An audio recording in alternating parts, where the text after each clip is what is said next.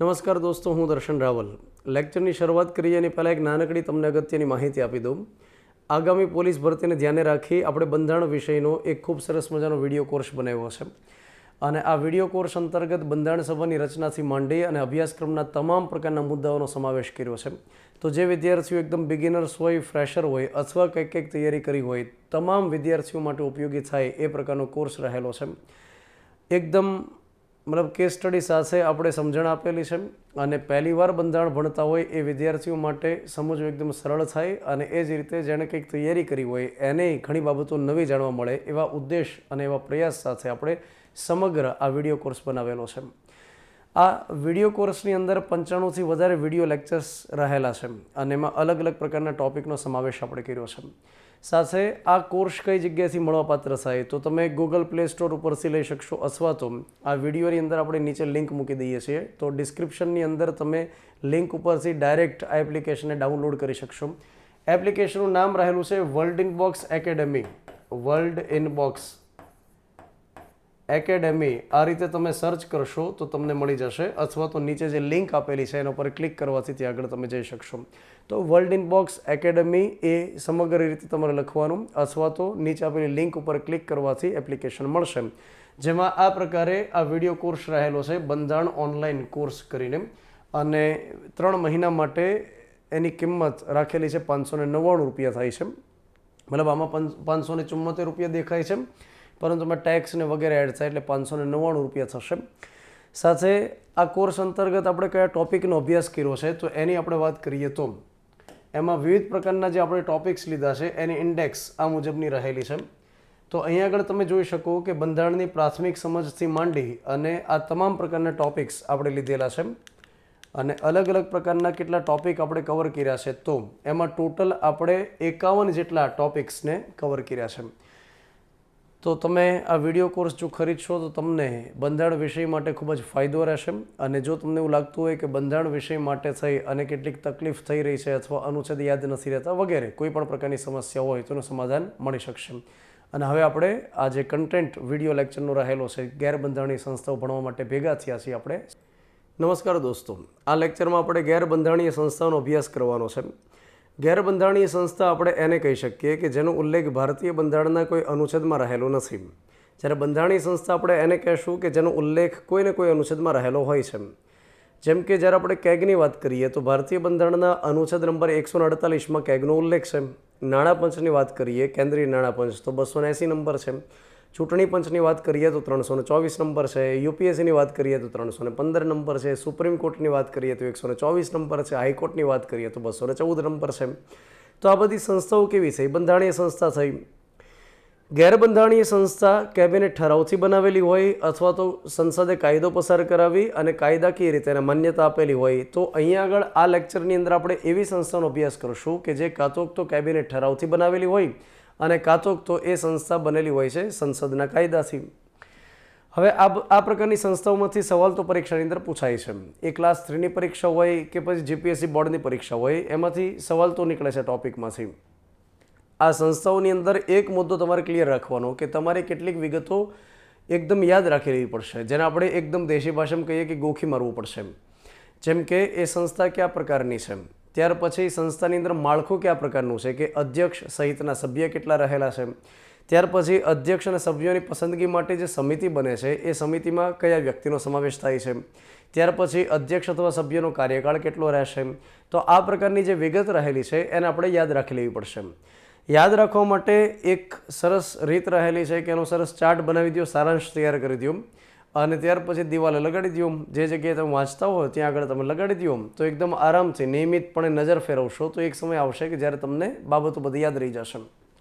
અહીંયા આગળ જ્યારે આપણે સંસ્થા ભણીએ છીએ ત્યારે એમાં હાલમાં પદાધિકારી કોણ રહેલા છે એ લખેલું નથી અથવા હું બોલીશ નહીં. જેમ કે નીતિપંચ ભણીએ તો ઉપાધ્યક્ષ કોણ રહેલા છે એ વિગતની ચર્ચા આપણે નહીં કરીએ. લોકપાલ હાલમાં કોણ રહેલા છે, ત્યાર પછી સીબીઆઈના ડાયરેક્ટર કોણ રહેલા છે, સીવીસીમાં કમિશનર કોણ રહેલા છે, આ પ્રકારની વિગતોની ચર્ચા આપણે કરવાના નથી. એનું કારણ એ છે કે સમયની સાથે એમાં ચેન્જ થયા કરે, વારંવાર એમાં બદલાવ આવ્યા કરે.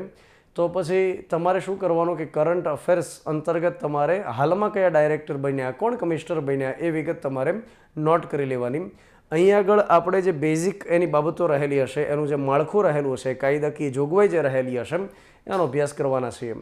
તો દોસ્તો, ગેરબંધારણીય સંસ્થા અંતર્ગત ઘણી સંસ્થા આપણે ભણવાની છે, જેમાંની સૌથી પહેલી સંસ્થા આપણે લઈએ છીએ નીતિ પંચ.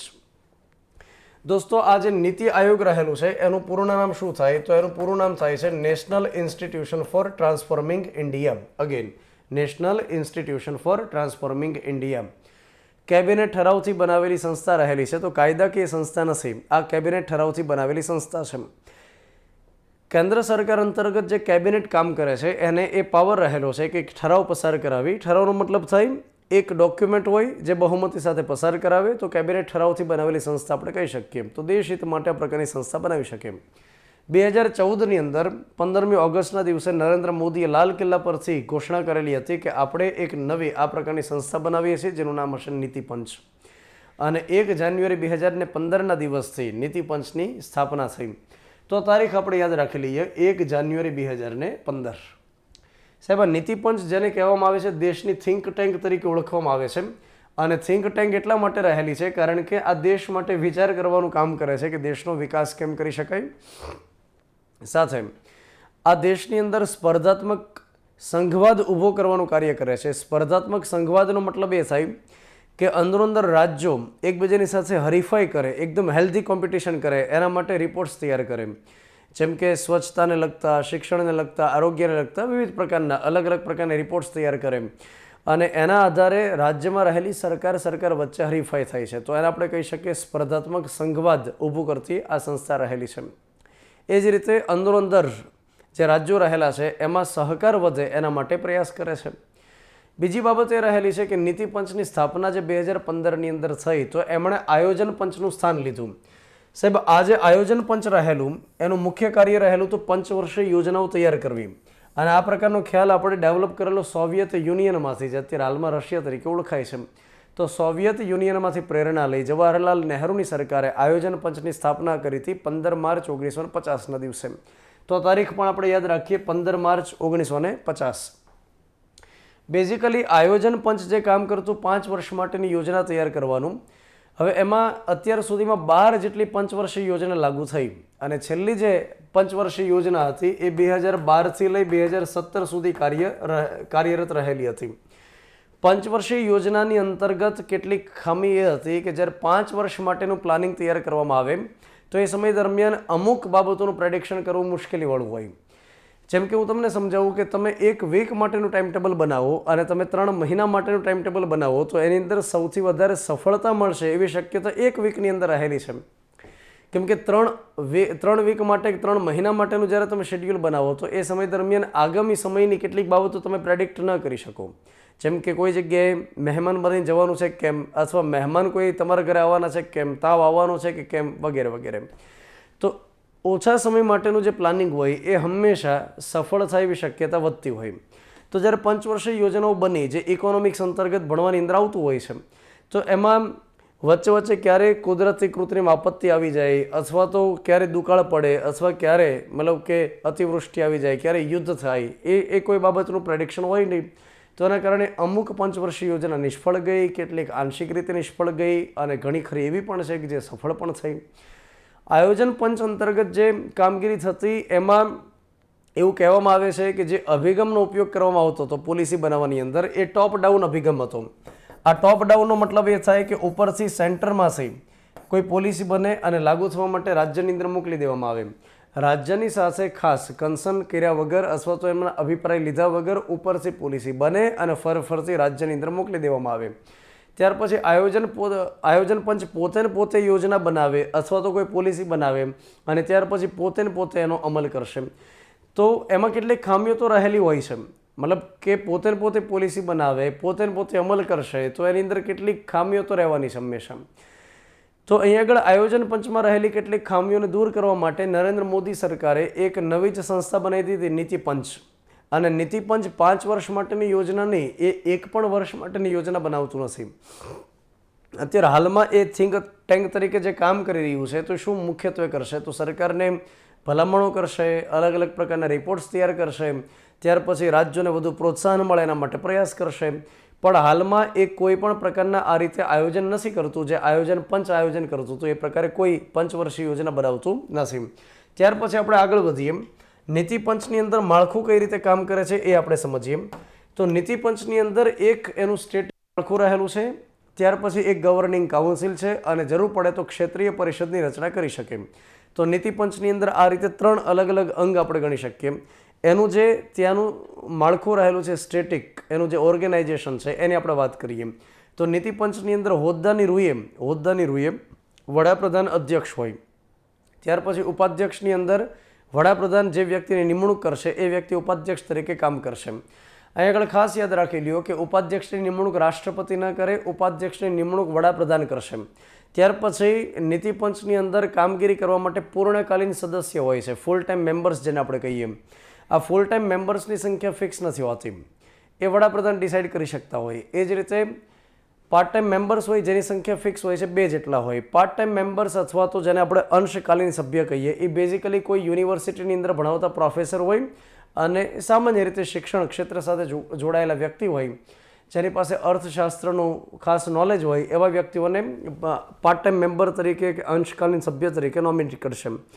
હવે સાહેબ ફૂલ ટાઈમ મેમ્બર્સ આપણે એને કહી શકીએ કે જે રૂટીન મિટિંગ્સની અંદર ભાગ લેવા માટે જાય નીતિ પંચમાં, અને પાર્ટ ટાઈમ મેમ્બર્સ એ રહેલા છે કે જે પોતે કોઈને કોઈ એક્ટિવિટી તો કરી રહ્યા છે, મતલબ કે પ્રોફેસરનું કામ તો કરી રહ્યા છે, પણ જ્યારે જરૂર પડે ત્યારે નીતિ પંચની બેઠકની અંદર ભાગ લેવા માટે જશે. ત્યાર પછી 4 જેટલા કેબિનેટ કક્ષાના મંત્રીઓ રહેલા હોય છે, જેને વડાપ્રધાન પસંદ કરે એ કેબિનેટ કક્ષાના મંત્રી નીતિ પંચની બેઠકમાં ભાગ લેવા માટે જાય. અને એક હોય છે CEO, ચીફ એક્ઝિક્યુટિવ ઓફિસર, જેને આપણે બોલી શકીએ. હવે આગળ એ પણ તમે યાદ રાખો કે નીતિ પંચની અંદર જ્યારે રૂટીન કોઈ બેઠક હોય, રૂટીન બેઠક તો મતલબ યોજતા હોય ને કે રિપોર્ટ્સ તૈયાર કરવાના છે, રિપોર્ટ્સની ઉપર ચર્ચા કરવાની છે, ત્યાર પછી મિટિંગ માટેના એજન્ડાઓ તૈયાર કરવાના છે, તો એના માટે એની રૂટીન મિટિંગ્સ તો યોજાય. વડાપ્રધાન જે નીતિ પંચમાં હોદ્દાની રૂએ અધ્યક્ષ રહેલા છે એ કંઈ ડે ટુ ડેની મિટિંગમાં તો જતા ન હોય, તો મોટાભાગે નીતિ પંચની કામગીરી કોણ સંભાળે? જે ઉપાધ્યક્ષ રહેલા હોય એ રૂટીન કામગીરી સંભાળે છે. અને એટલા માટે ઉપાધ્યક્ષની પાસે પાવર પણ રહેલા હોય છે. અને કેબિનેટ કક્ષાના મંત્રીનો દરજ્જો નીતિ પંચના ઉપાધ્યક્ષને આપવામાં આવે છે.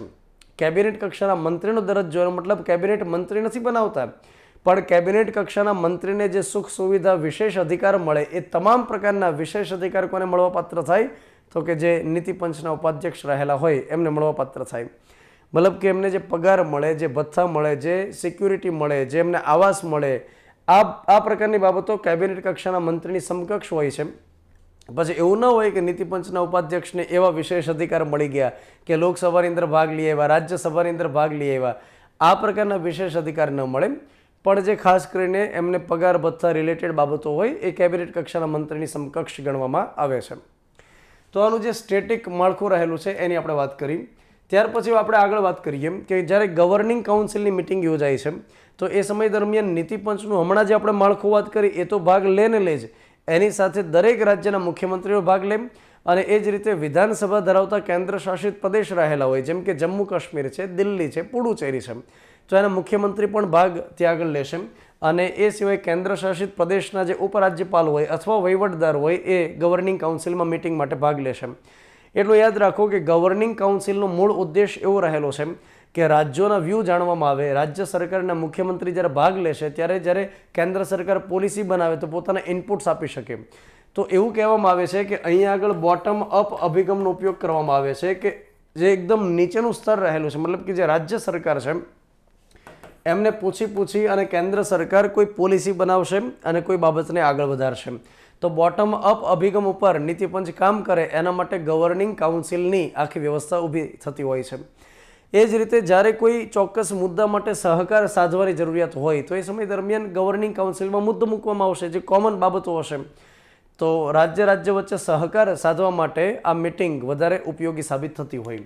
ત્યાર પછી જરૂર પડે તો ક્ષેત્રીય પરિષદની રચના કરી શકે, મતલબ કે ચોક્કસ પ્રકારના રાજ્યોને ભેગા કરી અને ક્ષેત્રીય પરિષદની રચના નીતિ પંચ કરી શકશે. ત્યાર પછી આપણે આગળની અન્ય સંસ્થાની વાત કરીએ તો અન્ય સંસ્થા રહેલી છે લોકપાલ અને લોકાયુક્ત. આ શબ્દો આપણે કંઈક ને કંઈક સાંભળ્યા હોય, લોકપાલ હોય, લોકાયુક્ત હોય. એટલું તમે ક્લિયર કરી દો કે કેન્દ્ર કક્ષાએ જે પદાધિકારી હોય એ લોકપાલ હોય અને રાજ્ય કક્ષાએ જે પદાધિકારી હોય એ લોકાયુક્ત હોય. ભ્રષ્ટાચાર સંબંધી બાબતોનું નિરાકરણ લાવવા માટે, તપાસ કરવા માટે ભારતની અંદર જે કેન્દ્રમાં સર્વોચ્ચ પદ છે એ લોકપાલ છે, અને ભ્રષ્ટાચારને દૂર કરવા સંબંધી રાજ્યમાં જે કામ કરે છે એ સર્વોચ્ચ પદ રહેલું છે લોકાયુક્ત. સામાન્ય રીતે ભ્રષ્ટાચાર સંબંધી કેસની તપાસ કરવી હોય તો એના માટે એન્ટી કરપ્શન બ્યુરો હોય છે. દરેક રાજ્યની અંદર આ પ્રકારની ભ્રષ્ટાચાર નિવારણ માટેની સંસ્થા હોય. પણ માની લો કે ત્યાંથી પણ કોઈ બાબત આગળ નથી વધતી, કેસ સોલ્વ નથી થતો, અથવા તો તપાસ બરોબર નથી થતી, તો પછી આપણે કોને ફરિયાદ કરી શકીએ?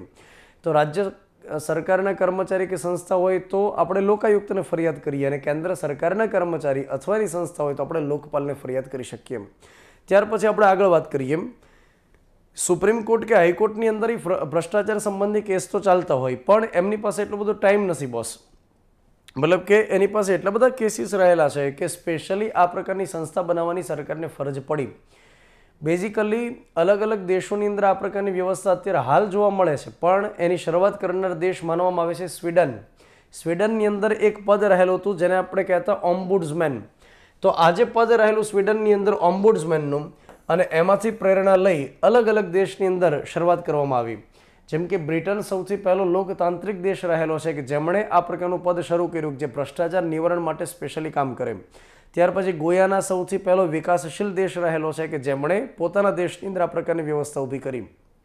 ભારતની અંદર લોકપાલ અને લોકાયુક્ત શબ્દ આપનાર વ્યક્તિ હતા LM સિંઘવી. લક્ષ્મીમલ સિંઘવી નામના વ્યક્તિ હતા. તેમણે કીધું કે ઓમ્બુડ્સમેન થોડું ભારે ભરખમ શબ્દ થઈ જશે અને લોક જીભે ચડે ને એવો કંઈક શબ્દ રાખી દઈએ ને, તો આ શબ્દ આપનાર વ્યક્તિ છે LM સિંઘવી.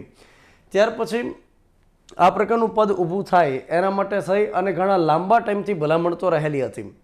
જેમ કે એક અશોક કુમાર કરીને કાયદા મંત્રી થઈ ગયા 1960ના દશકમાં, તો એ વ્યક્તિએ પણ ભલામણ કરેલી કે આ પ્રકારની સ્પેશિયલી સંસ્થા હોવી જોઈએ.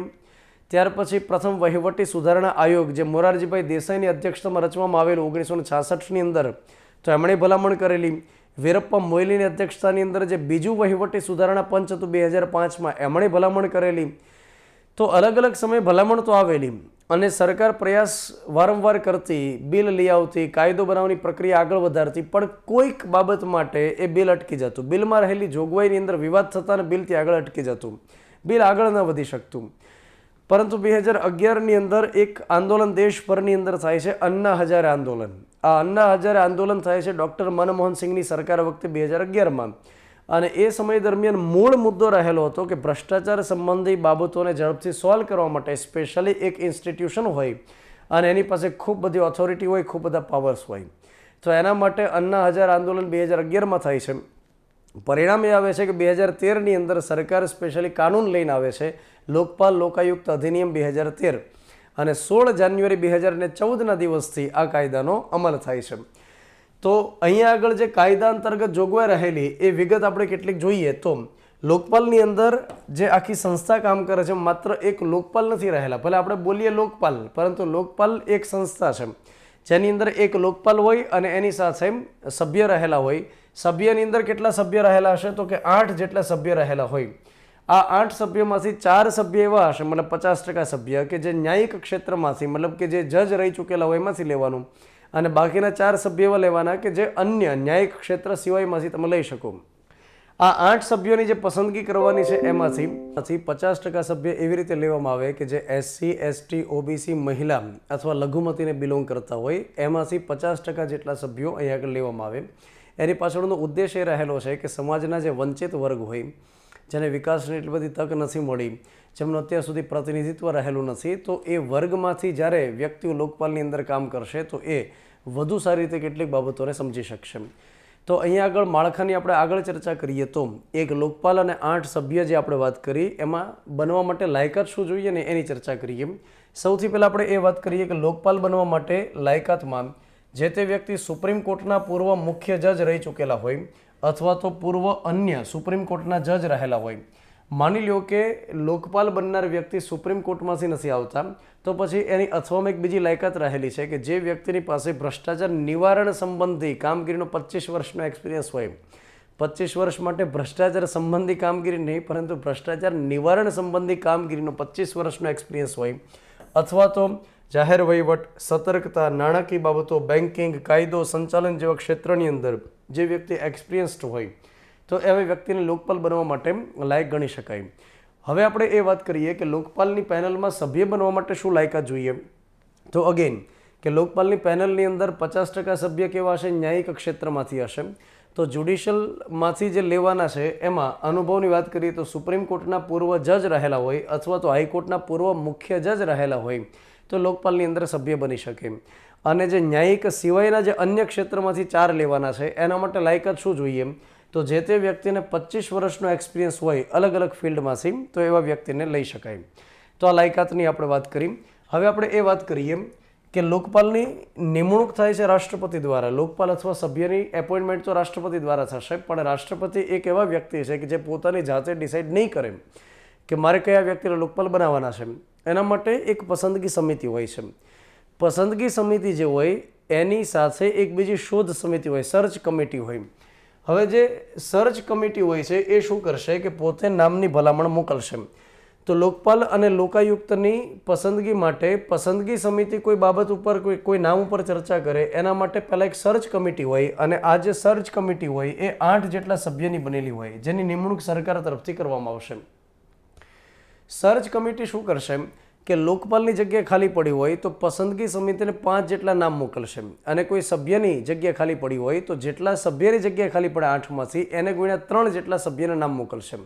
તો આખી વ્યવસ્થા એવી થઈ કે રાષ્ટ્રપતિ દ્વારા નિમણૂક આપવામાં આવશે. રાષ્ટ્રપતિને ભલામણ કરવા માટે પસંદગી સમિતિ કામ કરે અને પસંદગી સમિતિને નામ મોકલવા માટે થઈ અલગથી એક સર્ચ કમિટી હોય, શોધ સમિતિ હોય.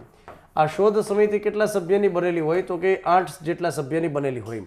તો નિયમ અગેન શું રહેલો છે કે લોકપાલની જગ્યા ખાલી પડી હોય તો આ શોધ સમિતિ પસંદગી સમિતિને અલગ અલગ 5 જેટલા નામ મોકલશે કે 5માંથી તમને જે પસંદ પડે એનું નામ તમે આગળ વધારી શકો અને જેટલા સભ્યની જગ્યા ખાલી પડી હોય એને ગુણ્યા 3 જેટલા સભ્યના નામ મોકલી શકશે. પસંદગી સમિતિ પોતે નામ ઉપર ચર્ચા કરી રાષ્ટ્રપતિને ભલામણ કરશે. હવે સાહેબ આ પસંદગી સમિતિમાં કયા વ્યક્તિ હોય? તો આટલા વ્યક્તિ પસંદગી સમિતિમાં હોય છે જેમાં વડાપ્રધાન હોય એની સાથે વિરોધ પક્ષના નેતા હોય. આ બંને જણા સાથે હોય તો જેથી કરીને કોઈ નામ તટસ્થ હોય એવું આગળ વધી શકે જે કોઈ પાર્ટી તરફ ઝૂકેલા ન હોય. લોકસભાના અધ્યક્ષ હોય, એ જ રીતે સુપ્રીમ કોર્ટના મુખ્ય જજ હોય. મુખ્ય જજ ન આવી શકે એમ હોય તો એના દ્વારા નિયુક્ત અન્ય કોઈ જજ હોય અને એક આપણી જેવા વ્યક્તિ હોય, પ્રતિષ્ઠિત વ્યક્તિ હોય અને અનુભવી વ્યક્તિ હોય, નિષ્ણાત વ્યક્તિ હોય. તો સરકાર તરફથી આ વ્યક્તિની એપોઇન્ટમેન્ટ થાય. તો આટલા વ્યક્તિ પસંદગી સમિતિમાં હોય તો કોણ કોણ હશે? તો વડાપ્રધાન હોય, વિરોધ પક્ષના નેતા હોય, લોકસભાના અધ્યક્ષ હોય, સુપ્રીમ કોર્ટના મુખ્ય જજ હોય અને પ્રતિષ્ઠિત વ્યક્તિ હોય. રાષ્ટ્રપતિને જે નામની ભલામણ કરે તો રાષ્ટ્રપતિ એને એપોઇન્ટમેન્ટ આપશે. ત્યાર પછી આપણે આગળ વાત કરીએ કે લોકપાલ અથવા એમના સભ્ય ક્યાં સુધી કામ કરશે. તો કાં તો નિમણૂક થયા પછીથી 5 વર્ષ માટે કામ કરે અથવા તો 70 વર્ષના ન થાય ત્યાં સુધી. નિવૃત્તિની વય હોય છે 70 યર. તો કાં તો 5 વર્ષ માટે અથવા તો 70 વર્ષની ઉંમર સુધી. હવે તમે એટલું સમજો કે લોકપાલ મોટાભાગે કોણ બને છે? જે વ્યક્તિ સુપ્રીમ કોર્ટના રિટાયર્ડ જજ હોય એમ. સુપ્રીમ કોર્ટમાં રિટાયરમેન્ટ માટેની એજ હોય છે 65 અને આપણે ધારી લઈએ કે સુપ્રીમ કોર્ટમાંથી રિટાયર્ડ થયા પછી એ વ્યક્તિ લોકપાલ બને તો એ ક્યાં સુધી કામ કરશે? 5 વર્ષ માટે, એટલે કે 70 વર્ષની ઉંમર ન થાય ત્યાં સુધી. ત્યાર પછી આપણે આગળ વાત કરીએ કે લોકપાલને જો રાજી ખુશીથી નામું દઈ દેવું હોય તો એ વ્યક્તિ રાષ્ટ્રપતિને સંબોધન કરીને આપી દેશે અને માની લો કે એમને દૂર કરવાના થાય તો દૂર કરવાની પ્રક્રિયા શું હોય એ આપણે સમજીએ. દૂર કરવા માટે થઈ અને ઓછામાં ઓછા 100 જેટલા સાંસદ સભ્ય ભેગા મળી લેખિતની અંદર રાષ્ટ્રપતિને રજૂઆત કરે. 100 જેટલા સાંસદ સભ્યોનો મતલબ એ થાય કે લોકસભા અને રાજ્યસભા બેયના ભેગા થઈ અને 100 જેટલા સાંસદ સભ્ય થાય તો પણ ચાલે. કે લોકસભાના 70 વ્યક્તિ હોય, રાજ્યસભાના 30 વ્યક્તિ હોય તો પણ ચાલે. મતલબ કોઈ રીતે બેયના ભેગા થઈ અને 100 જેટલા સાંસદ સભ્ય લેખિતની અંદર રાષ્ટ્રપતિને ભલામણ કરે તો રાષ્ટ્રપતિ એ બાબતની તપાસ સોંપી શકે સુપ્રીમ કોર્ટને અને સુપ્રીમ કોર્ટ એની તપાસ કર્યા પછી રાષ્ટ્રપતિની ભલામણ કરે કે લોકપાલને કાઢવા જેવા છે કે નથી કાઢવા જેવા. તો આ બાબત ત્યાં આગળ રહેલી છે. હવે અહીં આગળ એક બાબત એ પણ રહેલી છે કે જે લોકપાલ કામ કરે એને સુપ્રીમ કોર્ટના મુખ્ય જજની સમકક્ષ પગાર આપવામાં આવે. લોકપાલ પેનલમાં જે સભ્ય રહેલા છે એને સુપ્રીમ કોર્ટના અન્ય જજની સમકક્ષ પગાર આપવામાં આવે. ત્યાર પછી આપણે આગળ વાત કરીએ કે જે વ્યક્તિ લોકપાલ બને છે એ નિવૃત્ત થયા પછી, રિટાયરમેન્ટ પછી અમુક પ્રકારના હોદ્દા ધારણ ન કરી શકે. મતલબ કે જે વ્યક્તિ લોકપાલ કે સભ્યની અંદર હોય એને સરકાર તરફથી કોઈ લોભ લાલચ ન મળી શકે કે તમે અમારું કામ કરી દો, આ કેસની અંદર થોડું તમે જોઈ દો તો અમે તમને સરસ જોઈ દેશું અને સરસ એવા પદ ઉપર તમને બેસાડી દેશું. તો આ રીતે લોકપાલ કે સભ્યને કોઈ સરકાર તરફથી કોઈ અન્ય વ્યક્તિ તરફથી લોભ લાલચ ન મળે એટલા માટે એવું કહે છે કે પહેલાં તો પુનઃ નિયુક્તિ ન થઈ શકે, એ જ પદ ઉપર ફરીવાર રીએપોઇન્ટમેન્ટ ન થઈ શકે, ત્યાર પછી કોઈ રાજદ્વારી પદ ધારણ ન કરી શકે. રાજદ્વારી પદનો મતલબ એ થાય કે કોઈ અન્ય દેશની અંદર રાજદૂત બનાવીને અથવા હાઈ કમિશનર બનાવીને જે મોકલી દેવામાં આવે તો આ પ્રકારના પદ એમને ન મળી શકે.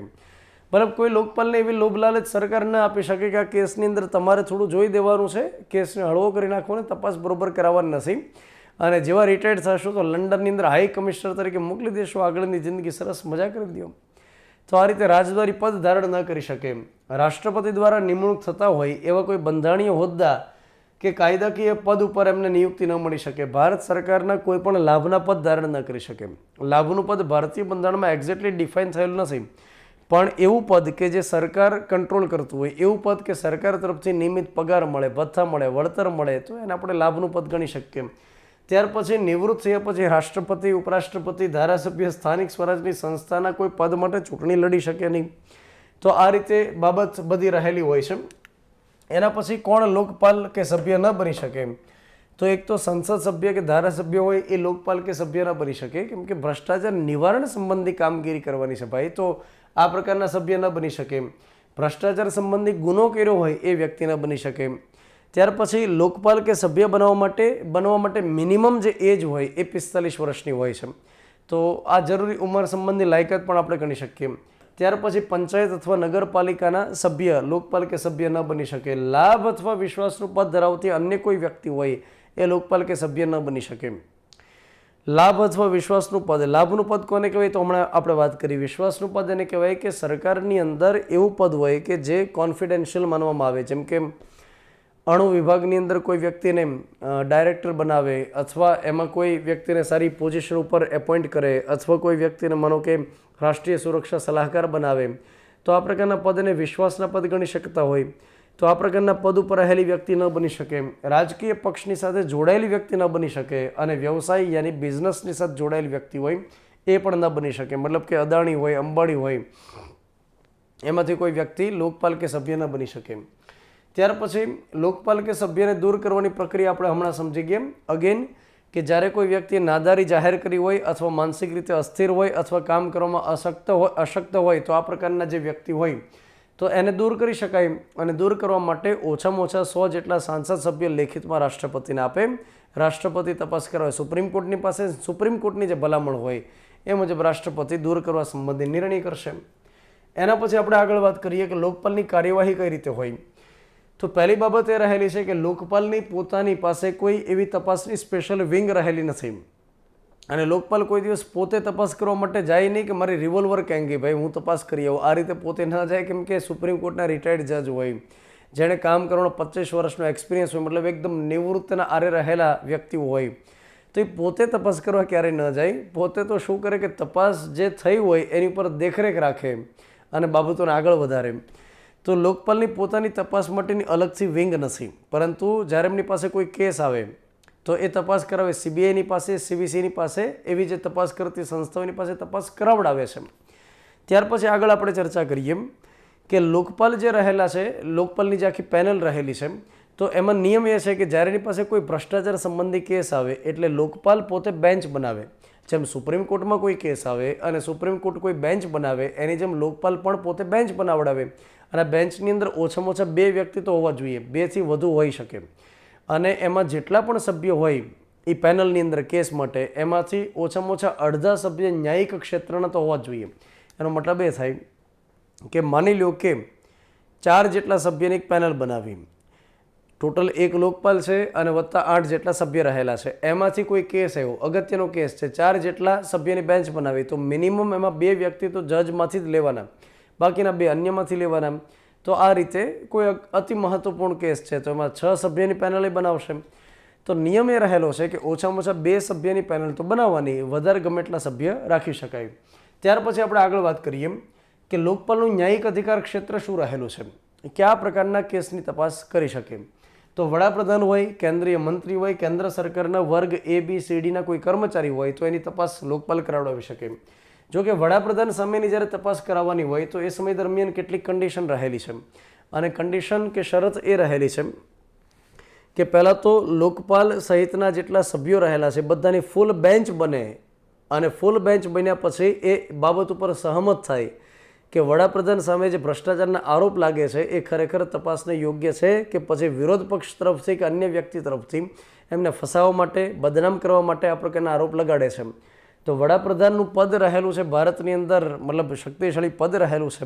ડૉક્ટર BR આંબેડકરના મતે કે અમેરિકામાં જે રાષ્ટ્રપતિનું પદ છે ભારતની અંદર વડાપ્રધાનનું પદ છે, અલગ અલગ અનેક પ્રકારની સંસ્થાની સાથે જોડાયેલો પદ રહેલું છે. ત્યારે માની લો કે કોઈ વ્યક્તિની ઉપર આરોપ લગાડી દે, લોકપાલ એની સામે સીધી તપાસ શરૂ કરી દે અને વડાપ્રધાનને સમન્સ ઉપર સમન્સ આપી દે, તો વડાપ્રધાનનું કામ કરશે કે પછી લોકપાલના સમન્સના જવાબ આપશે? તો સૌથી પહેલી કન્ડિશન તો એ રાખવામાં આવી છે કે લોકપાલ અને બાકીના જે 8 સભ્ય રહેલા છે એની ફૂલ બેન્ચ બને. ફૂલ બેન્ચ બન્યા પછી એ બાબત ઉપર કન્ફર્મેશન આવે કે હા, બહુમતી સાથે નિર્ણય લેવાય કે હા વડાપ્રધાન સામે જે આરોપ લાગે છે એ યોગ્ય લાગી રહ્યા છે ને તપાસને યોગ્ય છે, તો જ તપાસ આગળ વધે. વડાપ્રધાન સામે જ્યાં સુધી કાર્યવાહી શરૂ હોય ત્યાં સુધી બંધ બારણે ચલાવવાની, એની મીડિયા ટ્રાયલ નહીં કરવાની અને મીડિયાની અંદર એ છાપી ન શકાય કે શું કાર્યવાહી થઈ. ફાઇનલ જ્યાં સુધી નિર્ણય ન લેવાય ત્યાં સુધી એની સમગ્ર કાર્યવાહીનો રિપોર્ટ પબ્લિશ થઈ શકતો નથી. તો આ પ્રકારની કન્ડિશન રહેલી છે. ત્યાર પછી આંશિક અથવા સંપૂર્ણ રીતે સરકારના નાણાં દ્વારા ચાલતી કોઈ સંસ્થા હોય તો એની સામે પણ લોકપાલ તપાસ કરી શકે જો ભ્રષ્ટાચારના આરોપ હોય તો. કોઈ બોર્ડ હોય, એજન્સી હોય, કોર્પોરેશન, સોસાયટી હોય તો એની સામે ભ્રષ્ટાચારના આરોપ હોય તો તપાસ લોકપાલ કરી શકે. એ જ રીતે વિદેશમાંથી ભારતની કોઈ સંસ્થાને 10 લાખ રૂપિયા કે તેથી વધુનું દાન મળ્યું હોય વાર્ષિક એક નાણાકીય વર્ષ દરમિયાન, તો એ સંસ્થા સામે કોઈ ભ્રષ્ટાચારના આરોપ હોય તો એની તપાસ કરી શકે. ત્યાર પછી લોકપાલની એક મર્યાદા રહેલી છે દોસ્તો કે એવા ભ્રષ્ટાચારના કેસીસ કે જે 7 વર્ષ જૂના રહેલા છે એની તપાસ લોકપાલ નથી કરી શકતો. તો એની એક મર્યાદા છે. તો સાહેબ જે ભ્રષ્ટાચારને 7 વર્ષ થઈ ગયા હોય તો એને ભૂલી જવાના, તો કે ના ભાઈ ના ભૂલવાનું ના હોય, પણ એની તપાસ સુપ્રીમ કોર્ટ કરી શકે, હાઈકોર્ટ કરી શકે, લોકપાલ ન કરી શકે. જેમ કે હું તમને સમજાવું કે PV નરસિંહ રાવ જે વડાપ્રધાન રહેલા હતા એની સામે ભ્રષ્ટાચાર સંબંધી કેસીસ હતા. આ રીતે કોઈ એ પ્રકારના કોઈ કેસ હોય, દાખલા તરીકે અગાઉ જૂના કોઈ કેસ હોય, તો 7 વર્ષ જેના થઈ ગયા હોય એની સામે લોકપાલ પોતે કાર્યવાહી કરાવી શકતું નથી. આ એની મર્યાદા રહેલી છે. હવે દોસ્તો આપણે વાત કરીએ છીએ લોકાયુક્ત. લોકાયુક્ત એક એવું પદ છે કે જે રાજ્યની અંદર ભ્રષ્ટાચાર સંબંધી નિવારણની કામગીરી માટે તપાસ કરવા માટે સર્વોચ્ચ પદ માનવામાં આવે છે. 2013ની અંદર જે કાયદો લઈને આવ્યા લોકપાલ અને લોકાયુક્ત કાયદો, એ કાયદાની અંદર જોગવાઈ કરવામાં આવી કે આ કાયદાનો અમલ થાય એના 1 વર્ષની અંદર દરેક રાજ્યની અંદર આ પ્રકારનો એક કાનૂન બનાવી દેવો. મતલબ કે લોકપાલનો જે કાનૂન છે એ દરેક રાજ્ય સરકાર માટે એક રીતે દિશા પૂરી પાડવા માટે, એક માર્ગદર્શન આપવા માટે પૂરતો છે. દરેક રાજ્ય પોતાની સગવડતા અગવડતા મુજબ એક માળખું તૈયાર કરી અને એક સેટઅપ વ્યવસ્થિત કરી શકશે. હવે તમે સમજો કે લોકાયુક્તનું પદ જે રહેલું છે દરેક રાજ્ય પોતપોતાની રીતે તો લાવવા માંડ્યું હતું. જ્યારે 2013ની અંદર કેન્દ્ર સરકાર કાનૂન નહોતી લાવી ત્યાં સુધીમાં તો દરેક રાજ્યની અંદર પોતપોતાની રીતે વ્યવસ્થાઓ થવા લાગી હતી. જેમ કે ઓડિશા સૌથી પહેલું રાજ્ય છે જેમણે 1970ની અંદર લોકાયુક્ત કાયદો બનાવી નાખ્યો હતો. જો કે લાગુ કરવાની વાત આવે તો મહારાષ્ટ્ર સરકારે સૌથી પહેલાં લાગુ કરી દીધો 1971માં. તો લોકાયુક્તનો કાયદો સૌથી પહેલાં લાવનાર સ્ટેટ હતું ઓડિશા, એ અમલ કરે એની પહેલાં મહારાષ્ટ્રની સરકારે અમલ કરી દીધો હતો. ગુજરાતની આપણે વાત કરીએ તો 1986માં ગુજરાતની અંદર લોકાયુક્ત કાયદો લાવવામાં આવેલો હતો. હવે દરેક રાજ્યની અંદર જે લોકાયુક્તનું માળખું રહેલું છે એમાંથી એવું માનવામાં આવે છે કે કર્ણાટકની અંદર જે લોકાયુક્તનું માળખું રહેલું છે એ સૌથી સ્ટ્રોંગ રહેલું છે અને મહારાષ્ટ્રની અંદર જે લોકાયુક્ત માટેનું માળખું છે એ સૌથી નબળું માનવામાં આવે છે. સ્ટ્રોંગ અને નબળાથી મતલબ એ રહેલો છે કે કર્ણાટકની અંદર લોકાયુક્તની પાસે પાવર વધારે છે, કર્ણાટકમાં લોકાયુક્તનું જ્યુરિસ્ડિક્શન એરિયા વધારે છે, ન્યાયિક અધિકાર ક્ષેત્ર વધારે છે, ત્યાર પછી વધુ સારી રીતે ઝડપથી તપાસ કરી શકે એના માટે સ્વાયત્તતા વધુ રહેલી છે. જ્યારે મહારાષ્ટ્રની અંદર લોકાયુક્તની પાસે દાયરો ઓછો રહેલો છે, ન્યાયિક અધિકાર ક્ષેત્ર ઓછું છે, પાવર્સ ઓછા રહેલા છે. તો એટલા માટે એવું કહેવાય છે કે કર્ણાટકનું લોકાયુક્તનું માળખું એકદમ મજબૂત છે, જ્યારે મહારાષ્ટ્ર માટે એકદમ નબળું માનવામાં આવે છે. હવે ઘટના આખી એ રહેલી છે કે ગુજરાતમાં ઓલરેડી 1986ની અંદર કાયદો રહેલો હતો, પરંતુ એની જગ્યાએ જે 2013માં કેન્દ્ર સરકાર નવો એક અધિનિયમ લઈને આવી, તો એના ઉપરથી પ્રેરણા લઈ અને 2013ની અંદર એક નવો કાનૂન બનાવવામાં આવ્યો અને એ અંતર્ગત અત્યારે ગુજરાતની અંદર લોકાયુક્ત કામ કરે છે.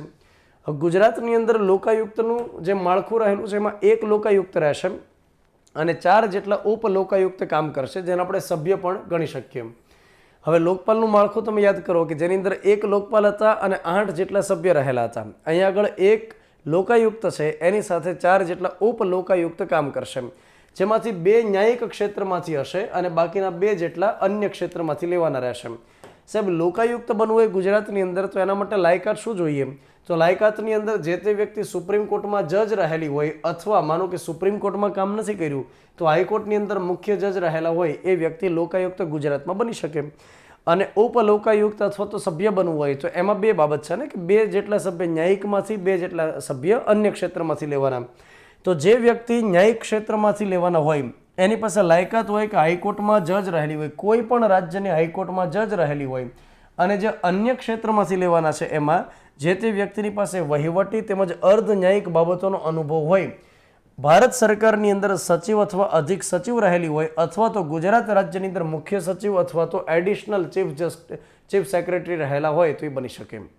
તો અહીંયા આગળ મુખ્યત્વે એવી બાબત રહેલી છે કે એનો એકદમ મોટો સારાંશ આપણે જાણી લઈએ તો ગુજરાતની અંદર જે વ્યક્તિએ ઉપલોકાયુક્ત બનવું હોય એ કાં તો ભારત સરકારની અંદર સચિવ રહેલી હોય, અથવા ગુજરાત સરકારની અંદર મુખ્ય સચિવ અથવા એડિશનલ અધિક મુખ્ય સચિવ રહેલા હોય, મતલબ સચિવ કરતાં મુખ્ય સચિવ કરતાં નીચે. તો આ પ્રકારના વ્યક્તિ ઉપલોકાયુક્ત બની શકે.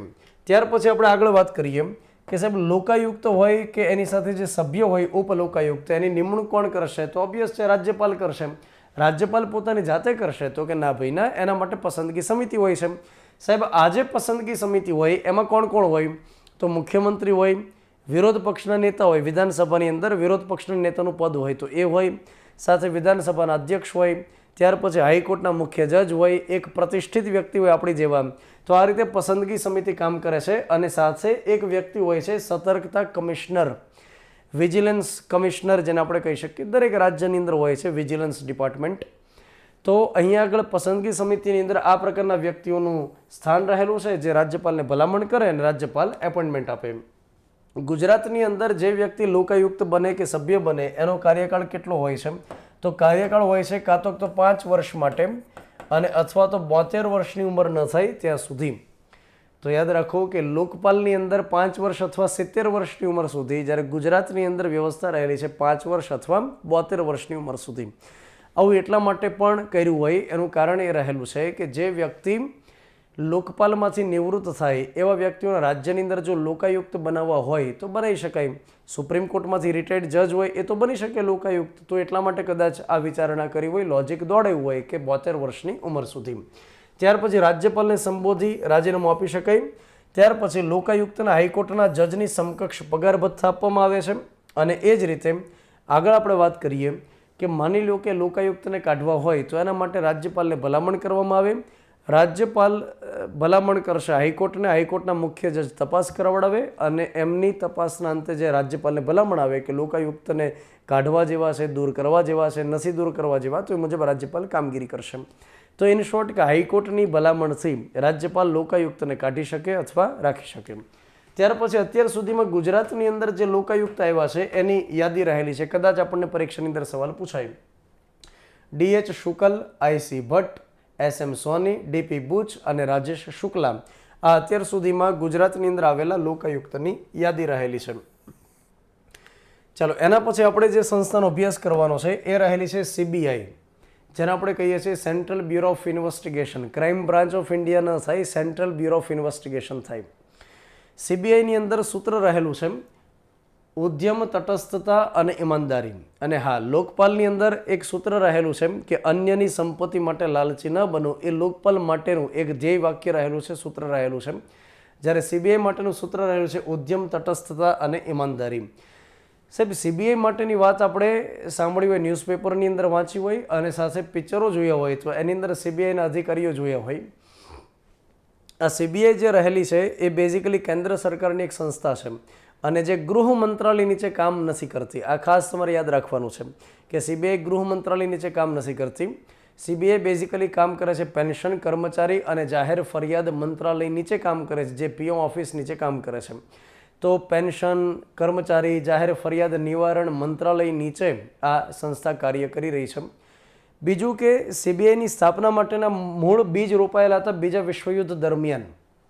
બીજા વિશ્વયુદ્ધ દરમિયાન જે એક વોર ડિપાર્ટમેન્ટ હતો, યુદ્ધ વિભાગ હતો, અને યુદ્ધ વિભાગની અંદર જે હદે ભ્રષ્ટાચાર થયેલો હતો તો એની તપાસ કરવા માટે Delhi special police establishment act અંતર્ગત એક ટીમ ઊભી કરવામાં આવી. અને એ જે ટીમ રહેલી હતી, એક સ્પેશિયલી તમે દિલ્હી પોલીસમાંથી અલગ કરેલી ટીમ અથવા ટુકડી ગણી શકો કે જેની કામગીરી હતી કે બીજા વિશ્વયુદ્ધ વખતે વોર ડિપાર્ટમેન્ટમાં શું ભ્રષ્ટાચાર થયું, જે સૈનિકોને કપડાં પહોંચાડવાના હતા એ કોને આપી દીધા, ત્યાર પછી સૈનિકોને જે હથિયાર દેવાના હતા એમાં શું ભ્રષ્ટાચાર થયો, જે ફૂડ હતું એની અંદર શું ભ્રષ્ટાચાર થયો.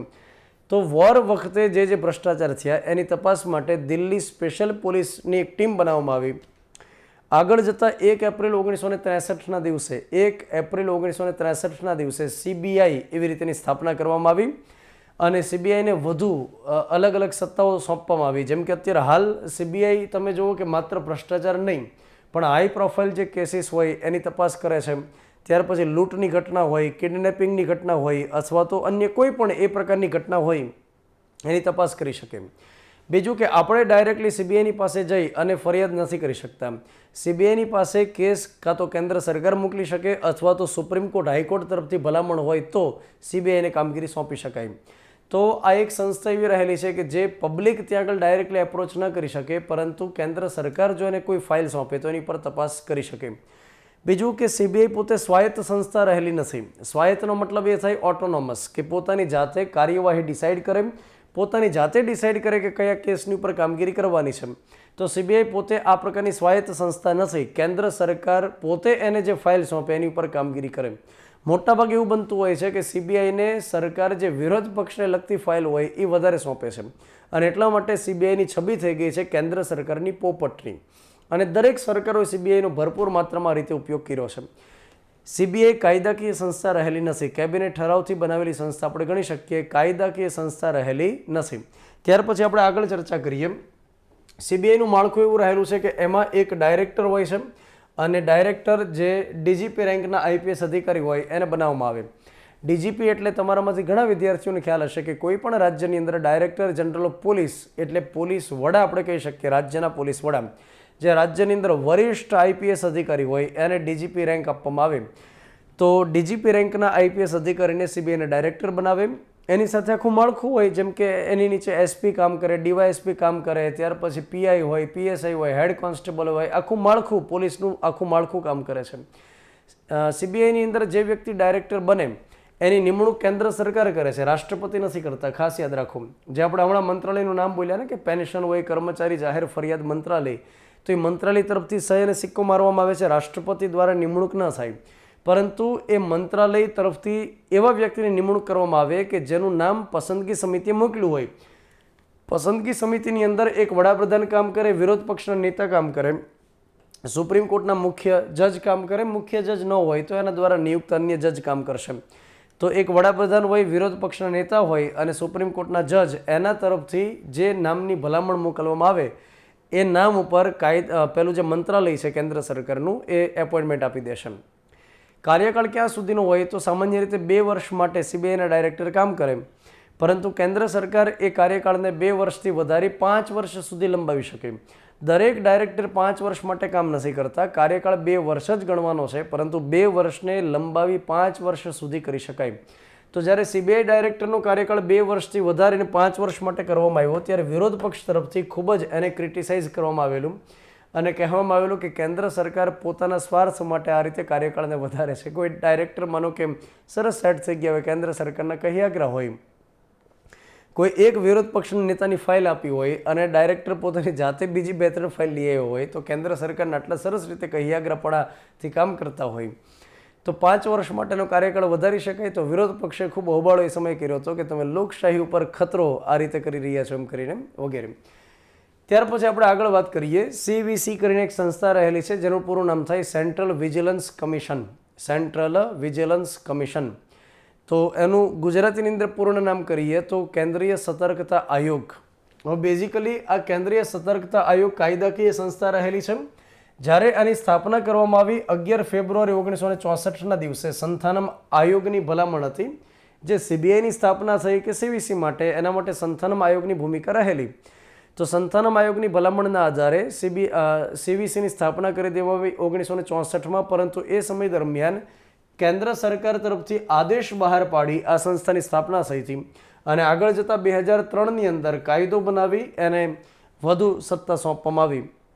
તો હાલમાં સીવીસી કાયદાકીય સંસ્થા રહેલી છે. સીવીસી શું કામગીરી કરે છે? તો સીવીસીની મુખ્ય કામગીરી રહેલી હોય છે કેન્દ્ર સરકારને સલાહ દેવાની કામગીરી છે. સીવીસી એક ઓટોનોમસ સંસ્થા રહેલી છે, મતલબ કે પોતાની કાર્ય પદ્ધતિ જાતે ડિસાઇડ કરે છે. કેન્દ્ર સરકાર જે બાબત સોંપે એ જ કામ કરે એમ નહીં, પરંતુ સીવીસીની અંદર જે કમિશનર હોય પોતાની જાતે કેટલીક બાબતો ડિસાઇડ કરી શકે. સીવીસી મોટાભાગે કેન્દ્ર સરકારને સલાહ દેવાનું કામ કરે છે કે અલગ અલગ વિભાગની અંદર અલગ અલગ ડિપાર્ટમેન્ટ હોય, મંત્રાલય હોય, એની અંદર કઈ જગ્યાએ છટકબારી છે, ભ્રષ્ટાચારને કઈ રીતે અટકાવી શકાય એમ છે, એના માટે સલાહ આપે.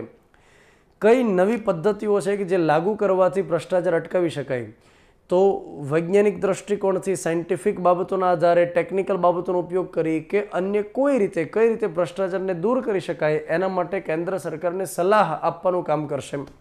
ત્યાર પછી લોકપાલ જે બાબતો સોંપે એની તપાસ પણ કરી શકે સીવીસી. ત્યાર પછી સીબીઆઈ બરોબર કામ કરે છે કે નહીં એની ઉપર તપાસ પણ સીવીસી રાખી શકે. તો આ સીવીસી બેઝિકલી સતર્કતા લાવવા માટે કામગીરી કરે છે, ભ્રષ્ટાચાર દૂર કરવા સંબંધી કામગીરી કરે છે. ત્યાર પછી આપણે આગળ વાત કરીએ કે સીવીસી દ્વારા દર વર્ષે ઓક્ટોબર મહિનામાં સતર્કતા જાગૃતિ અઠવાડિયા તરીકે એક અભિયાન ચલાવવામાં આવે છે. અને ઓક્ટોબર મહિનો હોય, છેલ્લું અઠવાડિયું હોય, તો એમાં સરદાર વલ્લભભાઈ પટેલની જન્મ જયંતિને પણ કવર કરવામાં આવે છે 31મી ઓક્ટોબર. ત્યાર પછી માળખાની વાત કરીએ તો સીવીસીમાં એક કમિશનર કામ કરશે અને એની સાથે બીજા 2 અન્ય કમિશનર કામ કરશે. તો 1+2 આ રીતેનું માળખું રહેલું છે. બીજું કે સીવીસીમાં કમિશનર કોણ બનશે એના માટે પસંદગી સમિતિ હોય છે. તો આ જે પસંદગી સમિતિ હોય એમાં વડાપ્રધાન હોય, કેન્દ્રીય ગૃહમંત્રી હોય અને વિરોધ પક્ષના નેતા લોકસભાના હોય એ. તો લીડર ઓફ ઓપોઝિશન લોકસભા એમ, ત્યાર પછી હોમ મિનિસ્ટર અને પ્રાઇમ મિનિસ્ટર, આ ત્રણેયની બનેલી એક સમિતિ કામ કરે, પસંદગી સમિતિ, જેના આધારે સીવીસીના કમિશનર અને બાકીના 2 અન્ય કમિશનરની નિમણૂક આપવામાં આવે. સીવીસીના કમિશનર ક્યાં સુધી કામ કરે? તો આ ખૂબ જાણીતો સવાલ રહેલો છે. 4 વર્ષ માટે અથવા 65 વર્ષની ઉંમર ન થાય ત્યાં સુધી કામ કરશે. તો હવે તમે દોસ્તો યાદ કરો, લોકપાલની અંદર 5 વર્ષ અથવા 70 વર્ષની ઉંમર ન થાય ત્યાં સુધી, ગુજરાતમાં લોકાયુક્ત 5 વર્ષ અથવા 72 વર્ષની ઉંમર ન થાય ત્યાં સુધી, સીબીઆઈની અંદર ડાયરેક્ટર 2 વર્ષ જેનો કાર્યકાળ 5 વર્ષ માટે લંબાવી શકાય, અને સીવીસીની અંદર કમિશનર 4 વર્ષ માટે અથવા 65 વર્ષની ઉંમર ન થાય ત્યાં સુધી. ત્યાર પછી સીવીસી હોદ્દા ઉપરથી નિવૃત્ત થયા પછી એની કોઈ પણ પદ માટે નિમણૂક થઈ શકતી નથી. અને માની લો કે સીવીસીના કમિશનરને દૂર કરવા હોય, અગત્યનું પદ રહેલું છે, ભ્રષ્ટાચાર સંબંધી બાબતોની તપાસ કરી શકે લોકપાલ જે સોંપે એમ. ત્યાર પછી સીબીઆઈને મદદ કરશે, સીબીઆઈ ઉપર દેખરેખ પણ રાખી શકે અને સરકારને સતર્કતા રાખવા માટે સલાહ આપવાનું પણ કામ કરશે. તો આવું જે સરસ મજાનું પદ છે, પણ સીવીસીના કમિશનર માનો કે બોદા હોય, કામ ન કરી શકતા હોય અથવા તો પોતે ફૂટી ગયા હોય, તો એ સમય દરમિયાન રાષ્ટ્રપતિ સુપ્રીમ કોર્ટને કેસ એની તપાસ સોંપી શકે અને સુપ્રીમ કોર્ટ જો ભલામણ કરે તો સીવીસીના કમિશનરને રાષ્ટ્રપતિ દૂર કરી શકશે. તો આ પ્રકારની વિગત રહેલી છે સીવીસી સાથે સંકળાયેલી.